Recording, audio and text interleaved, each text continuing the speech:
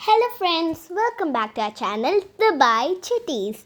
Today in our channel we are going to see how to make green chili mozzarella cheese corn.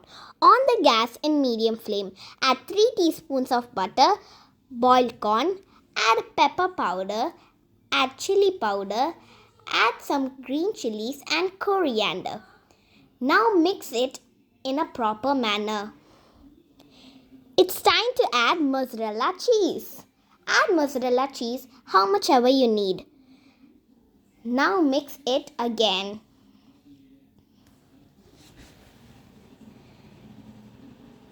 Mix it until the cheese melts. Wow, it looks yummy. Now it's time to serve this green chili mozzarella cheese corn. Yummy! Thanks for watching.